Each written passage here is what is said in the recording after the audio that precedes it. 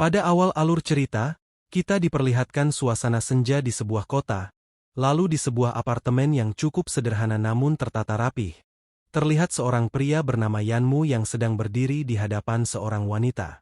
Sambil menyilangkan kakinya, wanita itu memandang Yanmu dengan ekspresi dingin, dan tanpa basa-basi, ia langsung menyampaikan keinginannya, di mana dengan nada yang terdengar seperti sebuah perintah, ia meminta Yanmu untuk memberikannya uang sebesar 100.000 yen, sebab adiknya ingin membeli sebuah mobil. Mendengar permintaan tersebut, Yanmu yang juga sedang memegang sebuah kertas, yang mana isi dari kertas tersebut menyatakan bahwa Yanmu sedang berada di kondisi kritis. Yanmun hanya bisa menahan rasa sakit dan beban tersebut. Hingga beberapa saat, ia pun menanggapi permintaan dari wanita itu dengan mengatakan bahwa ia sudah tidak memiliki uang.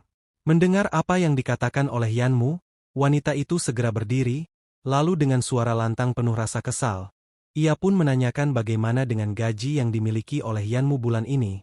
Bahkan yang lebih menyakitkan bagi Yanmu, wanita itu langsung memeriksa kantong celana miliknya, dan dengan nada kasar menyatakan, jika ia telah menyuruh Yanmu untuk pergi meminta uang pensiun milik kedua orang tuanya. Namun, ketika melihat kantong celana milik Yanmu yang telah mengalami musim kering, hingga air yang baru saja turun, akan langsung menguap begitu saja, wanita itu langsung menampar Yanmu, dan sambil menyebut Yanmu sebagai sampah, ia juga menuduhnya sedang menyembunyikan uang tersebut, dan meminta segera memberikan uang itu kepadanya. Mendapatkan perlakuan seperti itu dari wanita tersebut, sambil sedikit terkekeh, Yanmu pun menanyakan, apakah wanita itu hanya memikirkan tentang uang-uang dan uang, tanpa memperdulikan dirinya. Namun mendengar Yanmu yang sedikit tertawa dengan kondisinya sendiri, wanita itu segera mengambil gelas yang sebelumnya telah ada di atas meja, dan langsung menyiramkan ke arah Yanmu, lalu dengan nada kesal menanyakan, apa yang sedang Yanmu tertawakan. Sementara itu di sisi Yanmu, di mana sama halnya dengan sebuah balon yang terus ditiup hingga akhirnya meletus, ia yang telah menerima perlakuan buruk, maupun beban yang telah dirinya tahan selama ini akhirnya meledak, yang dimana dengan nada sangat marah, Yanmu bertanya kepada wanita itu, mulai dari orang tuanya yang membeli mobil, dan saudaranya yang menikah dan juga membeli rumah, bukankah dirinyalah yang membayar itu semua? Kemudian Yanmu juga menambahkan dengan berkata, sekalipun dirinya menghasilkan 100 juta per bulan, itu tetap tidak akan cukup bagi keluarga wanita tersebut untuk memeras habis dirinya. Namun mendengar apa yang akhirnya dikatakan oleh Yanmu, wanita tersebut justru bermain kartu, di mana ia menanyakan, apakah keluarga Fang yang merupakan keluarga dari si wanita, bukanlah keluarganya. Bahkan saking tidak tahu malu, wanita itu juga menanyakan, apakah Yanmu sungguh sekejam itu, sampai tidak memperdulikan sebuah ikatan keluarga. Mendengar wanita tersebut menyebutkan sebuah ikatan keluarga, Yanmu hanya bisa menghela nafas, hingga kemudian kembali meledak, menyatakan bahwa dirinya telah muak dengan apa yang disebut sebagai ikatan keluarga, di mana baginya, ikatan keluarga yang selama ini mereka miliki, hanyalah sebuah omong kosong belaka, sesuatu yang sudah terlalu lama ia tahan, hingga akhirnya tidak sanggup lagi menahannya. Namun wanita itu yang mendengar ledakan kemarahan dari Yanmu, alih-alih mencoba meredakan keadaan, ia justru menanggapinya dengan sikap yang lebih kejam, di mana dengan nada dingin dan tanpa sedikit rasa peduli, ia mengatakan, jika Yanmu sudah merasa muak, lebih baik ia memilih untuk matot, kemudian kematian akan mengakhiri semuanya. Mendengar apa yang dikatakan oleh wanita itu yang ternyata bernama Fang Yusue, Yanmu pun dengan tegas membalas, menanyakan, apakah ia berpikir dirinya tidak berani melakukannya.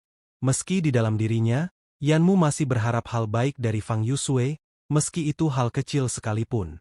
Namun apa yang dikatakan oleh Fang Yusue berikutnya, justru membuat harapan Yanmu terhadap dirinya hancur sepenuhnya, yang mana dengan sikap dingin, dan tanpa rasa kemanusiaan Fang Yusue berkata, jika memang Yanmu sungguh ingin melakukannya, maka tunggu sampai ia mendaftarnya ke asuransi kecelakaan terlebih dahulu, sehingga dengan begitu, kematian Yanmu setidaknya masih memberikan sedikit nilai terakhir.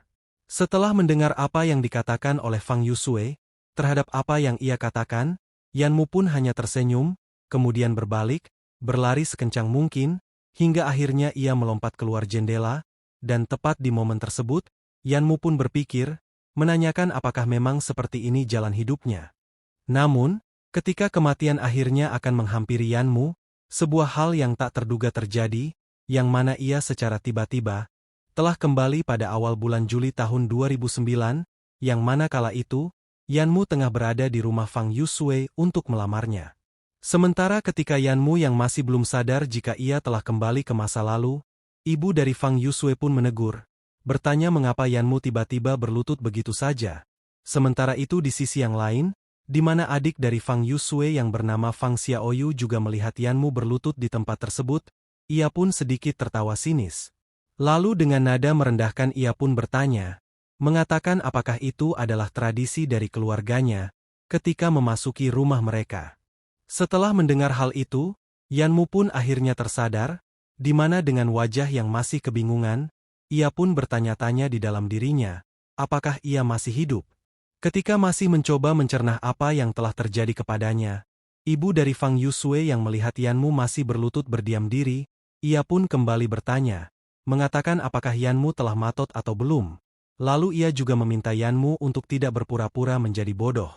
Setelah mendengar suara tersebut, Yanmu segera mengangkat kepalanya, dan begitu melihat ibu dari Fang Yusui, secara tak sadar, ia langsung memanggilnya ibu.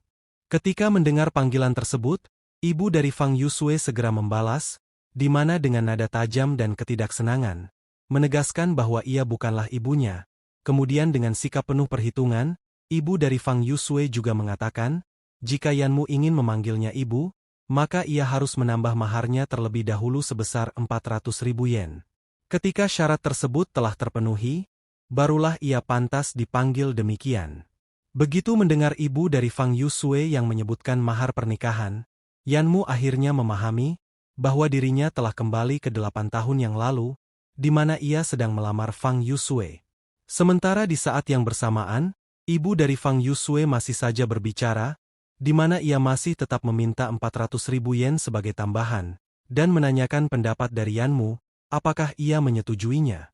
Menanggapi apa yang diminta oleh ibu Fang Yusui, Yanmu yang sudah merasakan bagaimana ia akan begitu menderita, ketika ia akan bersama keluarga Fang, ia pun segera bangun sembari mengatakan, bahwa ia telah memikirkannya.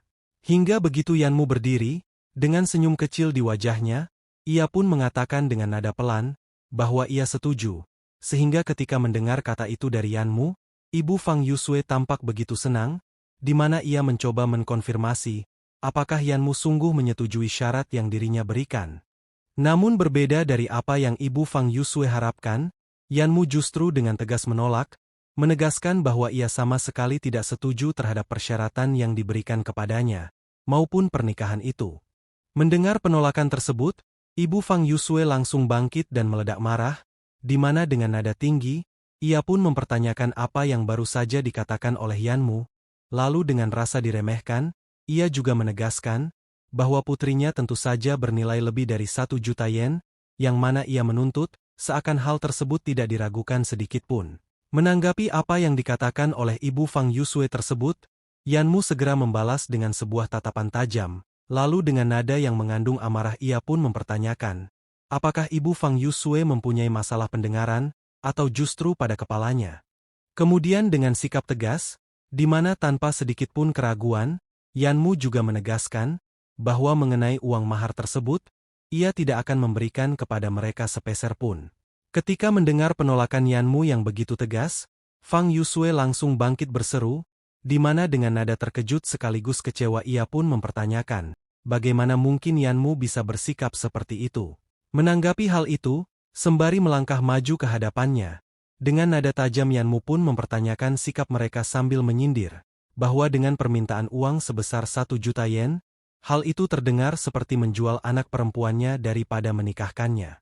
Setelah mendengar ucapan tersebut, Fang Yusui langsung mencoba membenarkan alasannya, di mana ia mengatakan, bahwa kedua orang tuanya telah membesarkannya dengan susah payah, sehingga menurutnya, memberikan sejumlah uang mahar sebesar itu sebagai penghargaan, seharusnya bukanlah suatu yang salah. Mendengar alasan tersebut, Yanmu segera membalas dengan nada dingin bercampur sindiran, di mana ia mempertanyakan apa yang sebenarnya bisa dirinya dapatkan dari hubungan itu. Kemudian Yanmu terus melanjutkan, di mana ia mengatakan bahwa apa yang dirinya dapatkan hanyalah seorang adik laki-laki sampah yang tidak melakukan apapun selain terus meminta uang. Ketika mendengar sindiran tersebut, Fang Xiaoyu langsung terprovokasi, di mana dengan nada penuh amarah, ia pun menantang Yanmu, mempertanyakan kepada siapa sebenarnya kata sampah yang ia ucapkan tersebut. Merespon tantangan itu, dengan tatapan dingin dan nada merendahkan, Yanmu lebih menegaskan lagi, bahwa yang ia maksud memang dirinya, seseorang yang mana menurutnya hanya bisa makan, akan tetapi tidak pernah mampu melakukan sesuatu dengan benar, sungguh seorang sampah yang tidak berguna. Ketika mendengar sebuah fakta yang diberikan oleh terhadap dirinya, Fang Xiaoyu langsung menyerang Yanmu, namun Yanmu segera merespon serangan tersebut dengan menghindar, lalu menyerang balik dengan menjatuhkan tubuh Fang Xiaoyu ke tanah, yang mana setelah melakukannya, ia pun berkata di dalam dirinya, apakah mereka sungguh berpikir dirinya tidak akan melawan, maupun berdebat dengan mereka.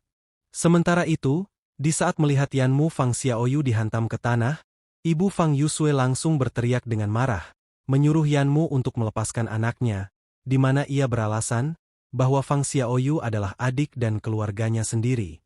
Namun mendengar alasan tersebut, Yanmu justru sama sekali tidak terpengaruh, yang mana dengan sikap dingin ia pun membalas, mengatakan bahwa selama pernikahan itu belum terjadi, maka orang tersebut bukanlah adiknya, apalagi menjadi keluarganya. Setelah mengatakan hal itu, Yanmu pun melepaskan Fang Xiaoyu, lalu menatap dingin ke arah ibu Fang Yusue beserta Fang Yusue itu sendiri, kemudian di mana ia pun menyatakan bahwa mulai saat itu, dirinya tidak lagi memiliki hubungan apapun dengan keluarga mereka. Mendengar pernyataan tersebut, Fang Yusue langsung menatapnya dengan marah, dan suara yang bergetar, ia pun mempertanyakan apakah hubungan di antara mereka berdua sungguh tidak mampu mengalahkan persoalan uang. Ketika mendengar Fang Yusue menyebutkan hubungan mereka dan persoalan uang, Yanmu sekali lagi menoleh ke belakang, kemudian bertanya kepada Fang Yusue, apakah ia tahu seberapa keras orang tuanya mengumpulkan uang sebesar 500.000 yen tersebut. Setelah mengatakan hal itu, Yanmu mengingat kembali pada kehidupan sebelumnya, di mana ayahnya yang sudah putus asa untuk memenuhi uang mahar tersebut, ia pun pada akhirnya menaruh harapan kepada keberuntungan dengan membeli sebuah tiket lotre, hingga siapa yang tak menyangka, ayahnya sungguh memenangkan 500.000 yen. Namun kebahagiaan itu tidak bertahan lama, karena hadiah tersebut justru membuatnya mengalami tekanan mental hingga ia runtuh. Setelah menyelesaikan urusan di tempat tersebut, Yanmu pun segera melangkahkan kakinya keluar, meninggalkan dirinya di kehidupan sebelumnya yang begitu bodoh yang tidak bisa menyadari, jika mereka bukanlah membutuhkan dirinya, melainkan seseorang yang bisa terus menghasilkan uang untuk mereka, seperti halnya sebuah pohon. Singkat cerita, tampak sebuah toko penjual lotre di persimpangan jalan, kemudian Yanmu yang juga telah berada di tempat itu, ia pun segera menoleh, menatap selembar kertas pengumuman yang terpajang di depan toko. Ketika melihatnya, Yanmu pun berbicara dalam hati, mengatakan bahwa nomor yang memenangkan hadiah utama, hanya berbeda satu angka dari nomor yang dipilih oleh ayahnya. Namun perbedaan yang begitu kecil tersebut, justru menciptakan jarak yang sangat besar, sehingga karena hal itu, rangkaian angka tersebut tertanam begitu dalam diingatannya, seolah-olah angka itu tidak akan pernah ia lupakan. Begitu selesai memikirkan hal itu, dengan langkah mantap, Yanmu memasuki toko penjual lotre tersebut dan berbicara kepada pemilik toko. Jika ia ingin membeli satu lembar lotre, yang kemudian pemilik toko menanggapinya sembari memberitahukan bahwa undian untuk periode kali ini akan diumumkan malam ini, tepat pada pukul 9:15. Merasa telah menyelesaikan urusannya, Yanmu segera meninggalkan tempat tersebut. Namun baru berada di depan toko, Yanmu langsung tertegun tak menyangka jika ia bisa bertemu dengan ayahnya lagi. Sementara itu di sisi ayah Yanmu, ia tiba-tiba saja berhenti sejenak, menatap ke arah depan dengan sedikit kebingungan, ketika merasa seolah baru saja melihat Yanmu. Namun setelah memikirkannya kembali yang menurutnya, Yanmu seharusnya masih berada di kediaman keluarga Fang, sehingga karena itu, ia pun mulai meragukan penglihatan sendiri, bertanya-tanya dalam hati, apakah matanya sedang keliru. Hingga setelah itu, ia pun memutuskan untuk membiarkannya begitu saja, layaknya sebuah angin yang lewat pada musim panas, kemudian lanjut berjalan masuk ke dalam toko dan membeli sebuah lotre, dan ketika selesai, ayah Yanmu pun segera keluar sambil memegang erat kupon lotre tersebut, ia pun terus-menerus memohon agar langit berpihak kepadanya. Yang mana jika ia berhasil memenangkan hadiahnya, ia tidak perlu lagi mengkhawatirkan uang mahar untuk anaknya Yanmu. Sementara itu di sisi Yanmu, di mana ia yang sejak awal menyembunyikan diri, setelah melihat ayahnya dari awal, hingga ia keluar dari toko tersebut, dengan wajah penuh kesedihan, Yanmu pun berkata dalam hati, bahwa ia teringat sesuatu, yang mana sang ayah kemungkinan besar tidak makan siang dengan baik, sama seperti yang terjadi di kehidupan sebelumnya. Setelah memikirkan hal tersebut, ia pun sangat bertekad, di mana di dalam hatinya Yanmu berjanji, jika ia tidak akan membiarkan ayah dan ibunya menanggung penderitaan, maupun merasa diperlakukan tidak adil, dan apapun itu, ia akan berusaha, agar keduanya tidak perlu hidup dalam kesulitan lagi. Begitu Yanmu telah menetapkan tujuannya, hal yang tak terduga pun terjadi, hingga membuatnya begitu kebingungan, di mana hal itu merupakan sebuah suara mekanis yang tiba-tiba terdengar di benaknya. Kemudian bersamaan dengan suara tersebut, sebuah jendela sistem pun muncul di hadapannya, mengumumkan bahwa Yanmu telah berhasil terikat dengan sistem dewa utama mata bulan. Dan tak lama kemudian, sebuah tugas pemula langsung diberikan, di mana Yanmu harus memperoleh aset senilai 1 miliar, dan ia juga harus memiliki industrinya sendiri. Namun sistem juga memberikan sebuah peringatan, di mana jika Yanmu tidak bisa menyelesaikan tugasnya tepat setelah 24 jam, maka kehidupannya akan berakhir saat itu juga. Singkat cerita, di komplek Yanmujia, tampak Yanmu tengah berjalan menuju ke unit apartemen miliknya, lalu sembari melihat sebuah tanda mata bulan di telapak tangannya. Yanmu pun berbicara, mengatakan bahwa sistem itu memberikannya waktu 24 jam, dan sekarang, waktu yang ia miliki tersisa 21 jam, sehingga dengan tekanan seperti itu, Yanmu pun merasa seolah tengah dipermainkan oleh takdir, hingga ia tidak bisa menahan diri untuk mengeluh, mempertanyakan bagaimana mungkin semua itu terjadi, di mana ia bahkan baru saja mendapatkan kesempatan untuk hidup kembali. Masih memikirkan bagaimana ia akan menyelesaikan tugas tersebut, sebuah suara keras yang menanyakan, apa yang sedang mereka lakukan tiba-tiba saja terdengar, sehingga membuat Yanmu terkejut. Namun ketika menyadari sosok pemilik suara itu, Yanmu segera berlari dan sambil memanggil nama Meng Yao, ia pun juga menanyakan apa yang sedang terjadi kepadanya. Di tengah rasa kecemasan yang dirinya rasakan terhadap apa yang sedang terjadi kepada gadis tersebut, Yanmu langsung teringat, jika ia dan Meng Yao telah saling mengenal sejak kecil, di mana hubungan antara keduanya begitu dekat, hingga gadis tersebut sudah Yanmu anggap seperti adik kandungnya sendiri. Namun tidak hanya itu saja, Yanmu juga teringat di kehidupan sebelumnya, jika ibu Meng Yao pernah tertipu, atau lebih tepatnya dipaksa untuk bermain mahjong, hingga kehilangan uang sebesar 500.000 yen. Dan karena kejadian itu, Meng Yao sempat mencoba menghubunginya, namun sayangnya, saat itu Yanmu sedang berada di keluarga Fang, sehingga ia pun tidak bisa menerima panggilan tersebut. Hingga beberapa waktu berjalan, Yanmu mendengar kabar buruk, di mana karena tidak mampu membayar hutang tersebut, Meng Yao dan ibunya terus ditekan oleh si penagih utang berbunga tinggi, hingga pada akhirnya mereka dipaksa ke jalan buntu yang berakhir dengan sebuah kematian tragis. Begitu berhasil mengingat apa yang telah terjadi kepada keduanya, Yanmu pun berjanji dalam hati, di mana ia menegaskan pada kehidupan kali ini, ia pasti akan melindunginya dengan baik. Sementara itu di tempat Meng Yao berada, tampak ia telah berada dalam posisi terpojok, di mana salah satu pria di tempat tersebut telah menahan kedua tangannya. Bahkan pria itu juga dengan arogan mempersilahkan Meng Yao untuk berteriak, melihat apakah ada orang yang akan menyelamatkannya. Sementara pria lainnya dengan terkekeh bertanya, siapa yang ingin Meng Yao hubungi setelah ia memeriksa ponsel miliknya. Setelah waktu berjalan beberapa saat, Yanmu akhirnya sampai ke tempat mereka. Kemudian tanpa peringatan ia langsung menerjang, memukul pria yang sebelumnya menahan kedua tangan Meng Yao begitu keras, hingga terpental membentur pria lainnya. Melihat Yanmu datang ke tempat tersebut untuk menyelamatkannya, Meng Yu yang selama ini telah diselimuti rasa takut, ia pun segera berlari, memeluk Yanmu dengan begitu kuat sembari terus memanggil namanya. Sementara itu di sisi pria yang terkena serangan pukulan dari Yanmu, sembari menahan rasa sakit tepat di wajahnya, ia pun memaki dan menanyakan, siapa bajingan yang telah berani memukulnya. Sementara pria yang sebelumnya juga ikut terbentur oleh efek domino dari serangan Yanmu, ia pun dengan sangat marah berteriak, memperingatkan bahwa ia akan memberikan Yanmu sebuah pelajaran, yang kemudian langsung menerjang, memberikannya sebuah pukulan. Namun berbeda dari apa yang ia perhitungkan, Yanmu justru dengan mudah menahan pukulan, bahkan membalas dengan memelintir tangan pria tersebut, hingga membuatnya merintih kesakitan, bahkan sampai memohon kepada Yanmu untuk melepaskan tangannya. Melihat saudaranya terluka, pria itu langsung dipenuhi amarah, di mana sambil mengeluarkan sebuah senjata tajam, ia pun mengancam akan membuatnya lumpuh.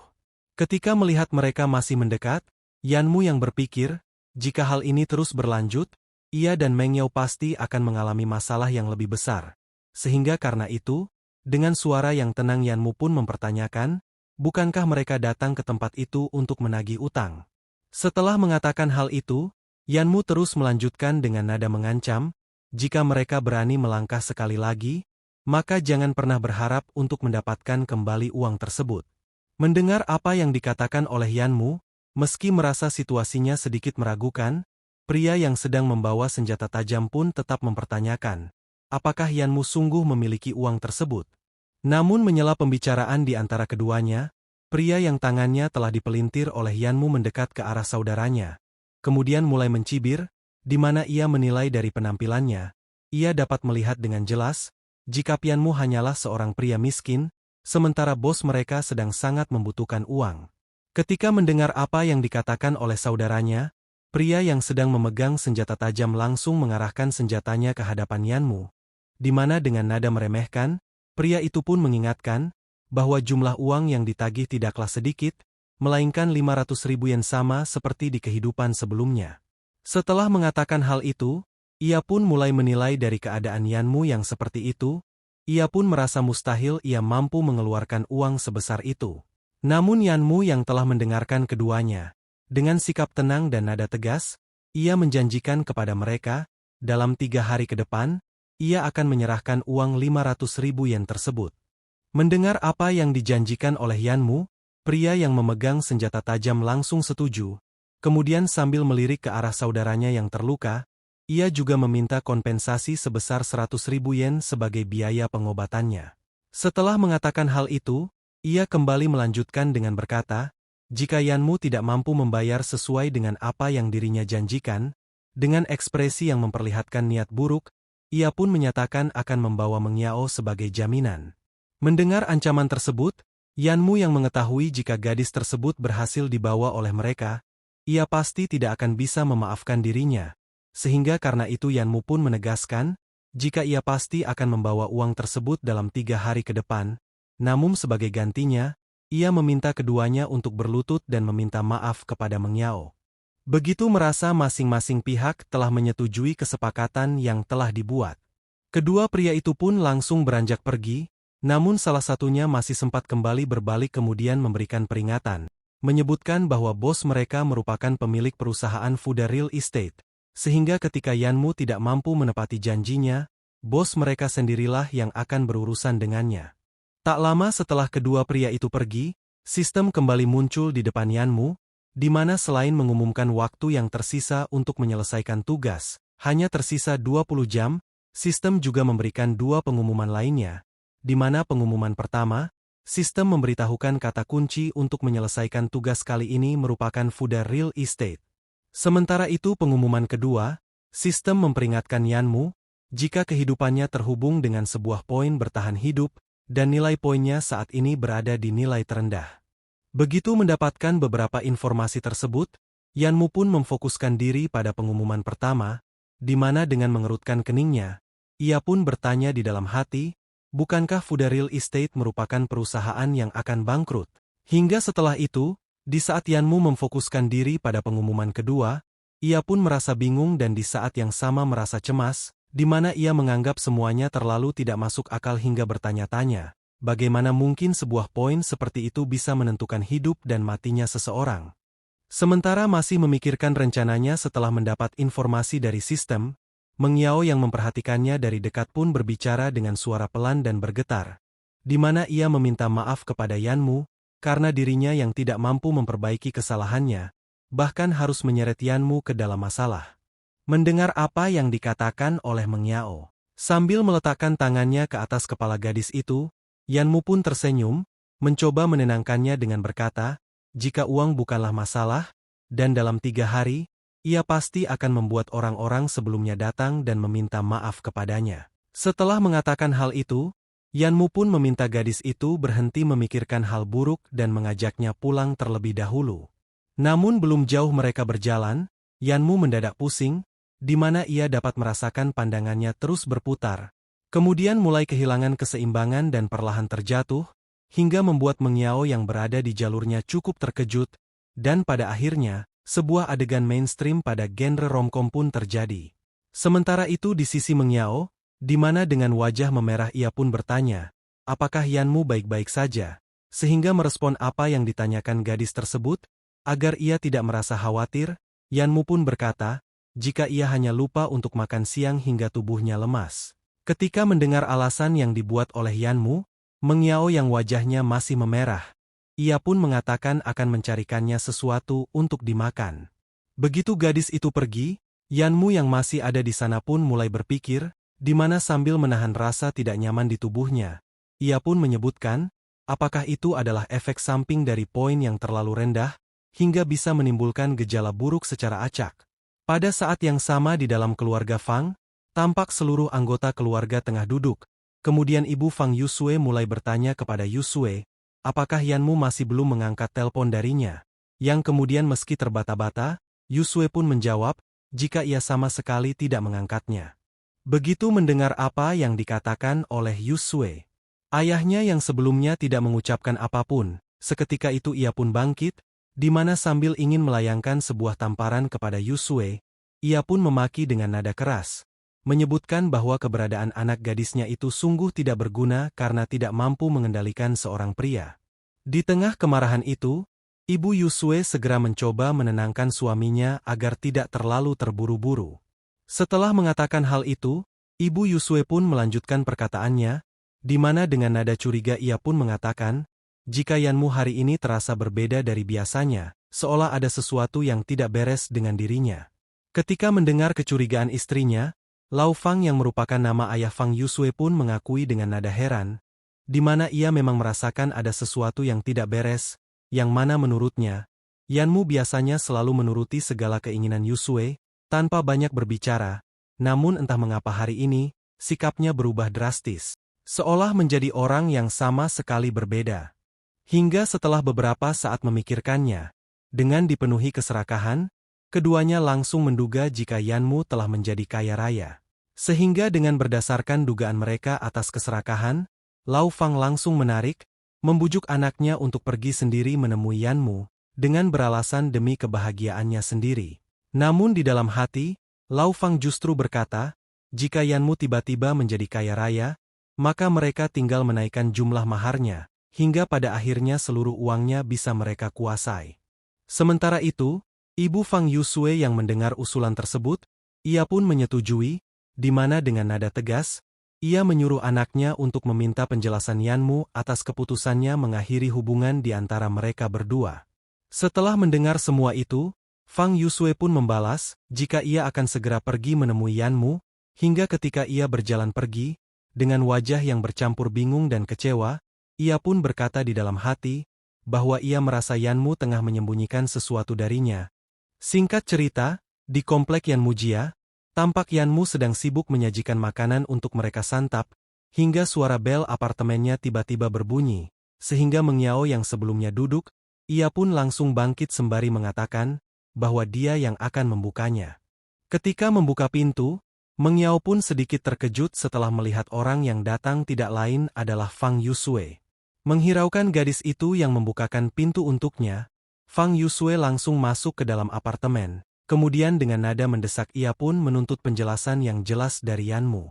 Namun Yanmu yang melihat Yusue datang ke tempatnya, dengan nada dingin dan tanpa emosi, ia langsung mempertanyakan tujuan kedatangannya, hingga tanpa memberi ruang untuk sebuah penjelasan, Yanmu kembali berbicara, menegaskan bahwa di antara mereka berdua, sudah tidak ada hubungan apapun. Setelah mengatakan hal tersebut kepada Fang Yusue, dengan nada tajam yang tersirat sindiran, Yanmu kembali memberikannya wanita itu sebuah kalimat dingin, di mana ia menyinggung, mengatakan apakah ibunya yang materialistis itu masih belum menyerah. Sehingga ketika mendengar ucapan tersebut, Fang Yusue langsung terdiam terpaku sejenak, tanpa mampu membalasnya.